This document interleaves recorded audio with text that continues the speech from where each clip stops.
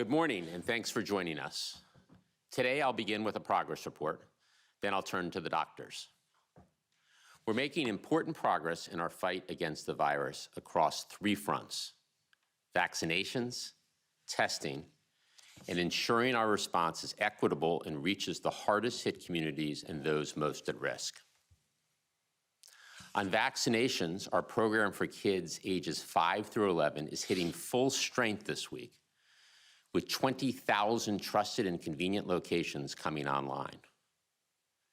This includes pediatricians and family doctors' offices, pharmacies, children's hospitals, community health centers, rural health clinics, and school-based clinics.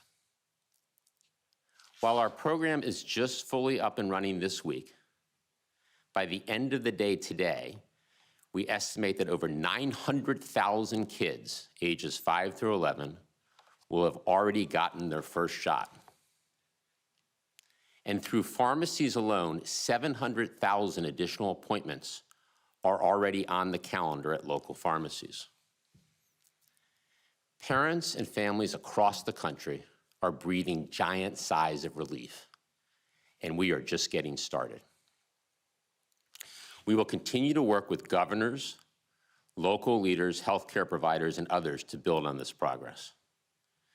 Minnesota has stood up more than 1,100 locations for parents to get their kids vaccinated, including at the Mall of America, which is the biggest mall in the country and now home to a site that can vaccinate 1,500 kids a day. Across the country, 114 children's hospitals are now offering vaccinations and engaging their communities, with many hosting family-friendly vaccination events featuring stickers, pets, and stuffed animals. We're helping states meet parents and kids where they are through FEMA-supported mobile clinics from Asheville, North Carolina to Florence, Oregon. And this week alone, New York City has over 1,000 clinics planned at schools, including early morning hour clinics before the work and school day begin. Next, in addition to the new program for kids ages 5 through 11, we remain focused on vaccinating unvaccinated individuals. Looking at the last 7 days alone, we're averaging about 300,000 first shots per day. That's the highest 7-day total in almost a month. The simple truth is that vaccination requirements are working. In fact, vaccination requirements have helped reduce the number of unvaccinated Americans ages 12 and older by almost 40%, from about 100 million in late July to under 60 million now. Vaccination requirements get more people vaccinated, strengthen our economy, and help continue us on our path out of the pandemic. Next, on booster shots, which add an important layer of protection. In total, over 25 million Americans have now rolled up their sleeve to get the enhanced protection of a Pfizer, Moderna, or J&J boost. So our boosters program is running strong. Stepping back, across the past week, we've administered over 9 million total shots in arms. 9 million shots in arms. That's the highest one-week total since before the summer 5 months ago. It's clear that our efforts to help parents get their kids vaccinated, to vaccinate the unvaccinated, and to get boosters to eligible Americans are driving significant progress in our battle against the pandemic. Next, on testing. Today, we're taking another step to expand access to rapid diagnostic tests administered at doctors' offices, hospitals, and other healthcare settings. HHS is investing $650 million from the American Rescue Plan to provide manufacturers of point-of-care diagnostic tests advanced purchase commitments so that these manufacturers can scale up their production. Today's action builds on our $3 billion investment to increase the production of at-home tests, 4 new over-the-counter at-home tests authorized by the FDA since the start of October, as well as other actions by the FDA and NIH that will increase testing options and decrease prices for consumers. The bottom line, we've made significant progress on increasing overall testing capacity since late summer, including by quadrupling the available supply of at-home tests to over 200 million per month, starting next month. Last, on ensuring our response is equitable and reaches the hardest hit communities and those most at risk. On his first full day in office, the President took historic steps to center our COVID-19 response around equity, and he established the COVID-19 Health Equity Task Force. The President's leadership and our intentional, constant focus on equity has produced significant results. We've effectively closed gaps in adult vaccination rates by race and ethnicity. The most recent Kaiser Family Foundation survey showed that 73% of Black adults, 72% of white adults, and 70% of Hispanic adults had gotten at least their first shot by mid-October. We know we have more work to do, but this is significant progress we can build on.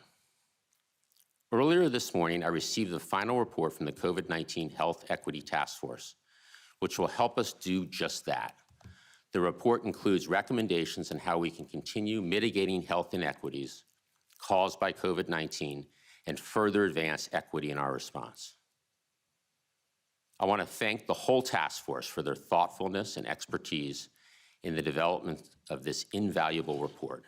And I especially want to thank Dr. Nunez-Smith for her outstanding leadership. With that, let me turn it over to Dr. Nunez-Smith. Thank you so much, Jeff. And good morning to everyone. Really a pleasure to be with you.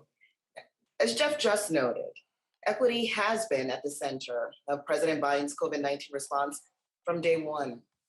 And through our work these past 10 months, we've shown in COVID-19 health equity, it's not just aspirational, it is achievable. Today, I did have the privilege to submit the Presidential COVID-19 Health Equity Task Force final report to Jeff. And the report is a manifestation of a vision that started with President Biden and with Vice President Harris. By way of origin, during the Vice President's last year in the Senate, she introduced a bill that became the blueprint for this task force. She knew then that the voices of public health experts, practitioners, and community leaders together could be a powerful driver for health equity in this pandemic. And the President also saw the critical importance of this focus on equity. Just as Jeff mentioned, that very first full day in office, he issued that executive order. It called for a whole of government effort to reduce inequities in COVID-19 prevention, treatment, and across a response as a whole. And it is that vision, it is that leadership at the top that makes it possible for us to say today that this task force has done something that is truly powerful. The administration fully recognized that the most affected groups are often the first to be forgotten, especially when resources are in short supply. COVID-19 made it clear that in this country, a person's zip code is a stronger driver of their health than their genetic code. And so we set out to find ways to acknowledge, to address, and overcome those social, those structural drivers, and forge a path forward rooted in what is fundamentally fair. And so the work of the task force, this group systematically advanced 317 recommendations.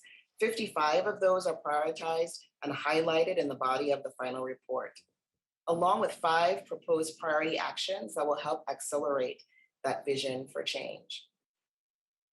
Investing in community-led solutions to address health equity.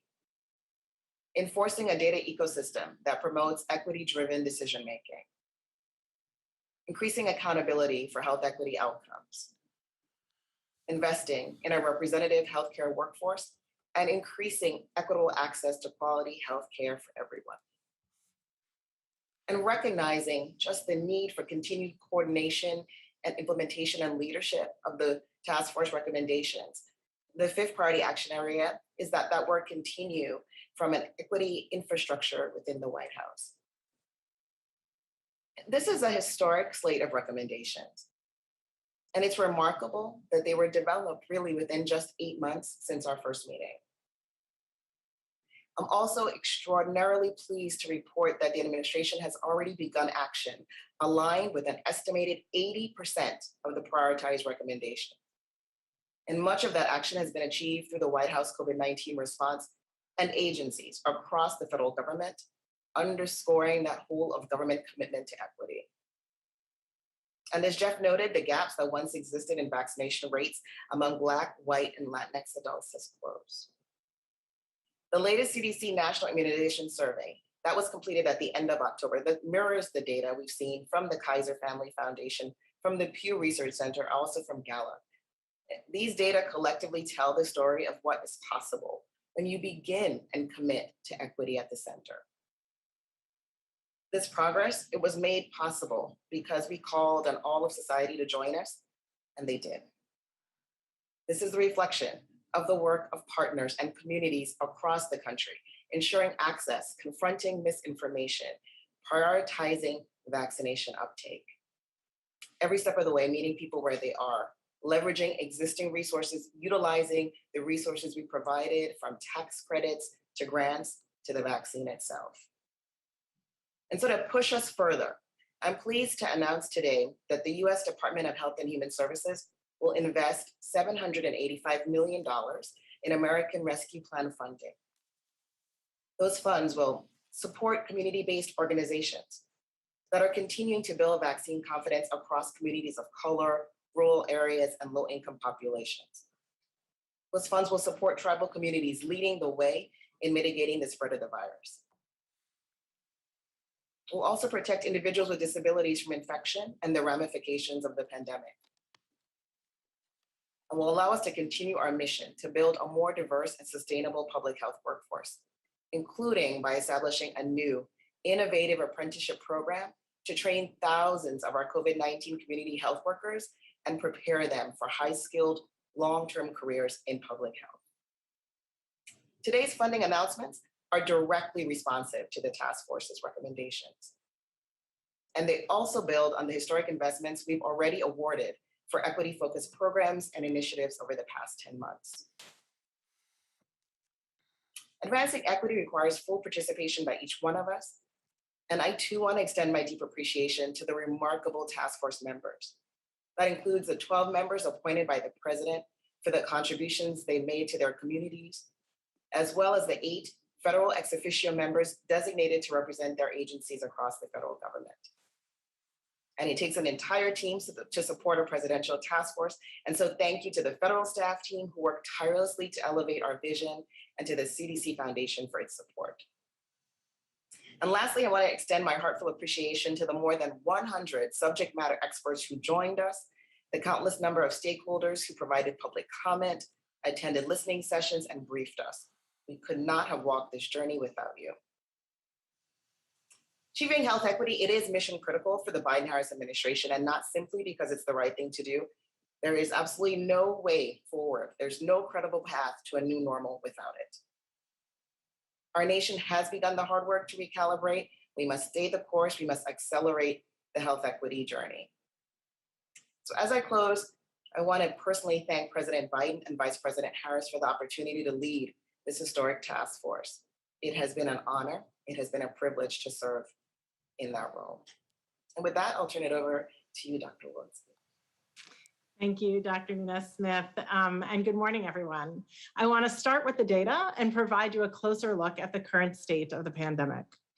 The current 7-day daily average of cases is hovering at about 73,300 cases per day. The 7-day average of hospital admissions is about 5,000 per day, also relatively stable from the previous week. And 7-day average daily deaths are about 1,000 per day, which is a decrease of about 11% from the previous week.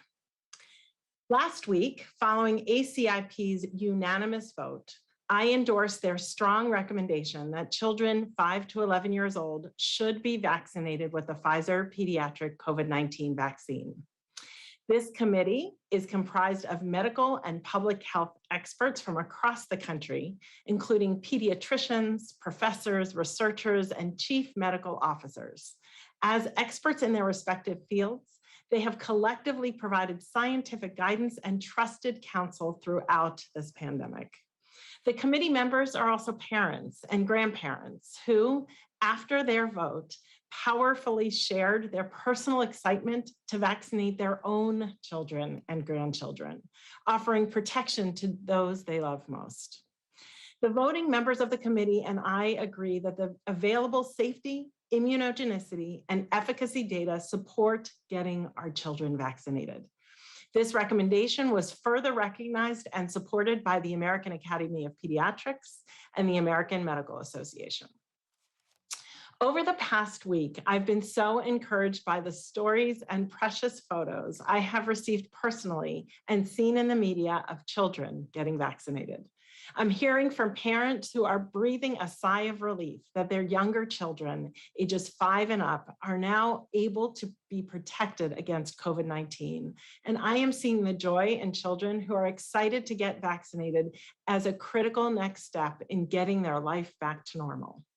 Still, I hear questions from some parents. Is the vaccine safe? What are the risks of COVID-19? Should I vaccinate my own child?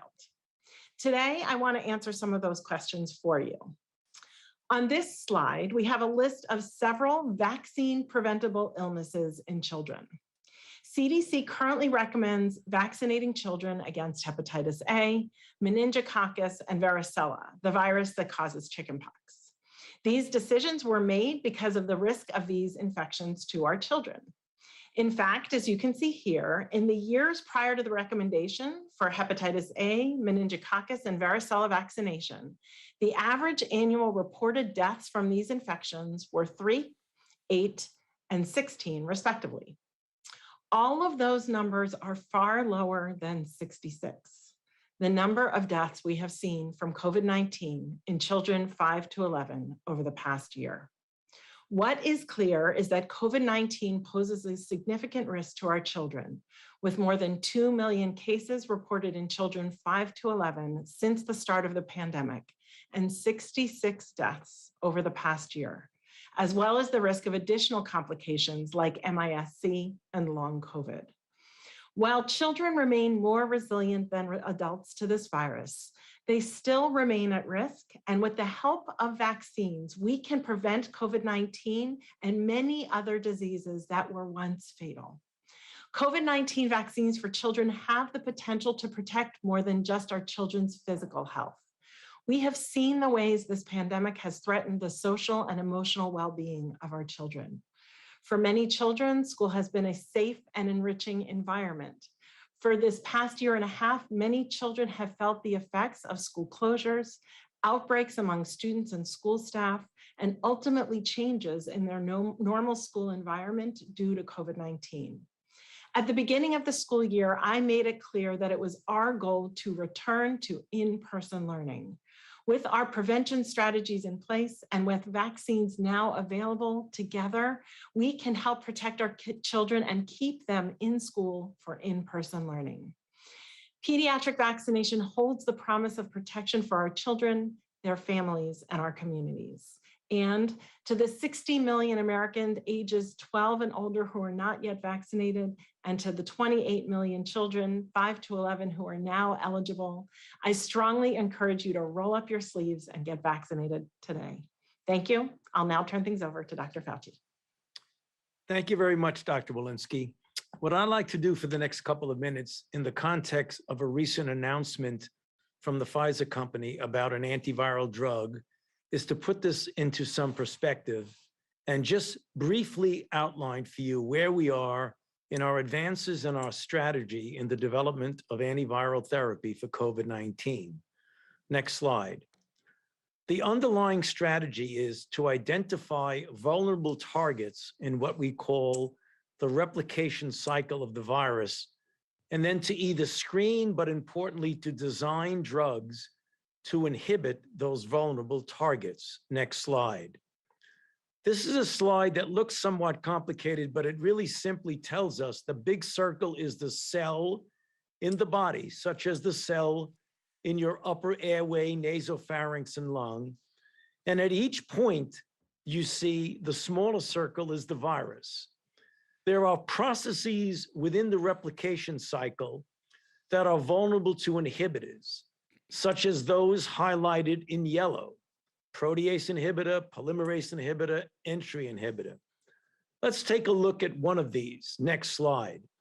And that is the polymerase inhibitors. As we all know, just a little while ago, next slide, the Merck company, together with Ridgeback, showed clinical data that they announced of a very impressive placebo-controlled trial of around 1,500 people, in which the DSMB stopped the study after 775 people because the endpoint of preventing hospitalization or death was met, in which there was a 50% decrease in hospitalizations or death in the treatment versus the placebo arm, with 8 deaths in the placebo and no deaths in the treatment arm. Of note, the federal government, particularly the NIH and the Defense Threat Reduction Agency, did the basic research funding in academic institutions like the University of North Carolina and Vanderbilt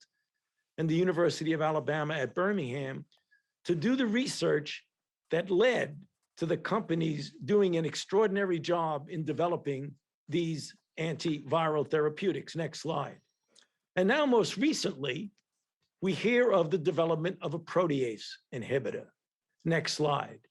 And that is the Paxlovid, or the protease inhibitor from Pfizer company. And again, as you know, just a few days ago, the results of a placebo-controlled trial of around 3,000 people was done, and a very, very impressive 89% reduction in hospitalizations or death was seen in the treatment arm compared to the placebo arm, with 10 deaths in the placebo arm and no deaths in the treatment arm.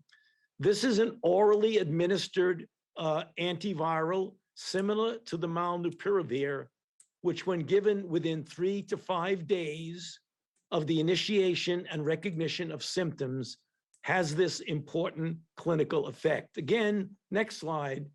The US government did play a role in the development. For example, early consultations with Pfizer, referring to researchers providing screening methodology, in vitro testing, and the NIH-led Accelerating COVID-19 Therapeutic Intervention, or ACTIV team, generated the clinical trial protocol. So all of this is good news in that we now have one with already has an EUA and one putting in for an EUA to have an orally administered antiviral therapy. I want to close with the last slide next, which is an important message. Although antivirals are promising, we must be sure to get our population vaccinated. Antivirals, as good as they are not our first line of defense against COVID-19, because we all know it's much, much more important to prevent an infection than it is to treat. Obviously, if a person gets infected, it is critical to get them good treated. You saw the data that showed 50% to 89% diminution in the risk of hospitalization. The way you get a 100% decrease in the risk of hospitalization is to not get infected in the first place. And finally, get your booster shot when it is your turn. Back to you, Jeff. Well, thank you, Dr. Fauci. Let's open it up for a few questions. Kevin?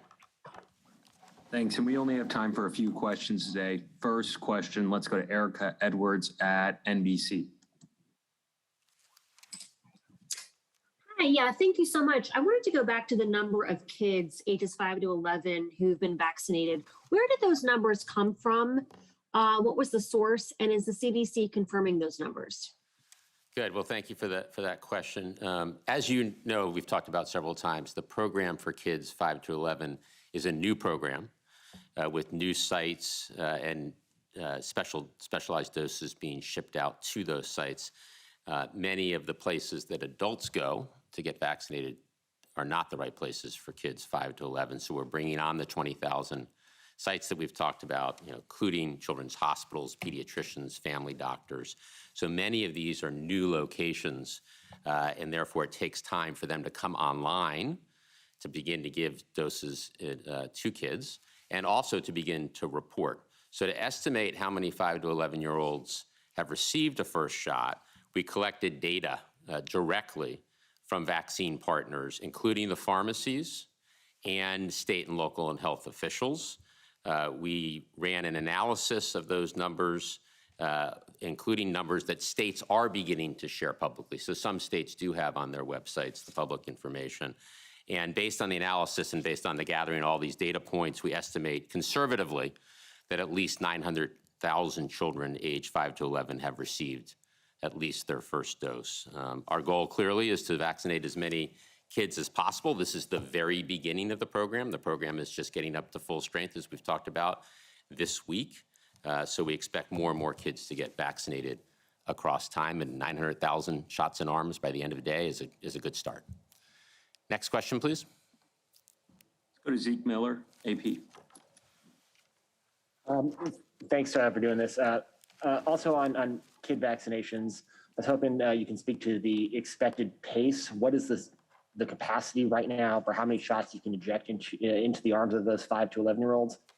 And do you expect that 900,000 in a week pace to accelerate, or is that what we should be expecting from here through to that population of 28 million is vaccinated? So Zeke, I would not think of 900,000 as the pace for a week, because it's really just the last couple of days where the doses have arrived and the 20,000 sites have stood up. So I think it's a pace that is much more than 900,000 on a weekly basis. Daily, as we talk to states and their teams and talk to the pharmacies, more and more sites are opening, like the Mall of America site that I mentioned that has the capacity to vaccinate 1,500 kids a day, the mobile clinics that are being deployed across the country. So the pace will be increasing across the next several days and across the next couple of weeks.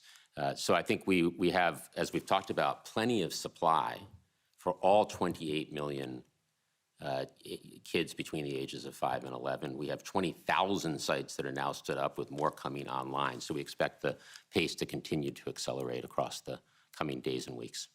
Next question, please. Diane Haslett, ABC News. Hey guys, thanks for taking my question. States like Colorado have gone ahead and urged everyone over 18 to get boosters as cases spike. But we have repeatedly heard from this team that we're not going to boost our way out of the pandemic. So I wonder, will this approach work? Do you encourage other states to do this ahead of the winter? Dr. Walensky? Yeah, thank you so much for that question, Diane.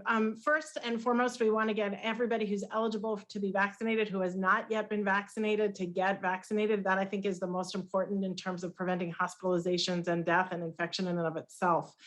For those who are eligible for a boost now, we would absolutely encourage that they get boosted, those over the age of 65, certainly those with comorbid conditions, and then people who work and live in high-risk settings. And then I would say to really get our adolescents vaccinated and our younger population, our newly eligible 5 to 11-year-olds. And I think that will very much help us in preventing some of these surges that you're hearing about. And as you likely know, FDA is currently looking at the data for expanding boosters to all populations. Just to add a few numbers, as I mentioned earlier, more than 25 million Americans have rolled up their sleeve and gotten a booster. And that's clearly a very strong start to the program. For the Pfizer eligible 65 and older, because as you know, Pfizer was authorized by the FDA and CDC earlier, several weeks ago. Close to half of those who are eligible 65 years and older have gotten their booster, so that's real progress. This month, so far, we're averaging close to 800,000 booster shots in arms per day. That's up about 50% from October. So lots of progress. And as Dr. Walensky said, we encourage everyone who's eligible to get their booster soon. Next question, please. Tom Howell, Washington Examiner. Hey, how you doing? Tom Howell, Washington Times. You talked about how hard it is to put a number on the vaccinations needed to reach what we call herd immunity and how that number will be determined if and when it happens. So I want to know if you can clarify the scientific goal behind the workplace mandates that increase uptake of the vaccines. Is the goal to keep more workers healthy and on the job, keep hospitals clear and running, that kind of thing? Or is the goal to decrease transmission in and around the workplace, given the shots do provide some level of protection against infection, but that protection took a bit of a hit from the Delta wave? Thanks. Well, I think it's all of the above, and I'll turn to Dr. Fauci and Walensky for anything they'd like to add. The COVID has had a real impact on the workplace. There's been a significant increase in absenteeism, sick days, people getting infected at work. There are many people who are not in the labor force because of COVID, childcare needs or health concerns. So it's really important that people feel like they have a safe and healthy work environment, and people being vaccinated or along the lines of the OSHA rule, being tested a minimum of once a week is really important for workplace safety, for our economy, and for us beating this pandemic. Dr. Fauci, Dr. Walensky, anything to add there? Yes, as Jeff said, it truly is all of the above. Obviously, we want to keep people out of the hospitals and prevent them from going on to the severe outcome of death, but you're also going to diminish infections in individuals. Obviously, no vaccine is 100% protective against infection, but you do go a long way. But as we've all said, the biggest disruption of the workplace is when people get COVID. And that's the reason why we want to do everything we can to keep the workplace flow at its normal level by preventing disease. And it's for that reason why it's so important to get the workers as well as everybody else vaccinated. But the bottom line is it is all of the above that we're trying to do. Last question. Last question, let's go to Cheryl Stolberg at New York Times. Thanks for doing this call. I have a couple of questions. First, the president set out a goal of having 70% of adults get at least one shot before July 4th. So I'm wondering, do you have a specific goal for kids and a time frame by which you would like to get a certain percentage of the 28 million vaccinated? And also, when will the CDC have actual numbers to report? That's one question. And then separately, we haven't heard that much about variants, and I'm just wondering what variants are on the horizon or what concerns you going into the winter. Why don't we start, Dr. Fauci, with the variant question, then we'll come back to the kids. Well, Cheryl, right now, the Delta variant still overwhelmingly dominates the isolates in our country with greater than 99% of them. We always keep our eye out for any variant that's out there to determine whether or not it is overtaking in prevalence or not. And when we do get a new variant, we always do studies to see whether or not they evade or not monoclonal antibodies or convalescent plasma or the antibodies that are induced by vaccines. But right now, our problem is the Delta variant, without a doubt, as well as the fact that we are very alert in looking out for the emergence of other variants. On kids, I want to emphasize again that we have plenty of supply for all 28 million kids, ages 5 to 11.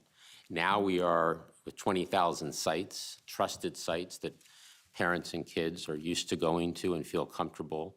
There's lots of locations and appointments can be scheduled at many of these locations. Also, locations are open for walk-up in many locations. So I think we are set up to continue to vaccinate more and more kids ages 5 to 11. We're off to a very strong start with 900,000 kids already having received their first shot, 700,000 appointments already scheduled at local pharmacies alone.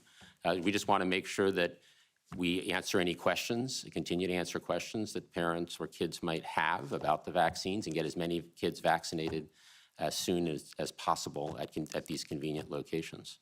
Dr. Walensky, on the data question. Yeah, I don't have much to add there. As you noted, with new places coming online, there is a bit of a data delay in terms of getting those data to us, and we're working actively with the states to have those come in, and with our pharmacy partners and with our pediatric and children's hospital partners. I want to thank everybody for today's briefing and look forward to the next one. Thank you.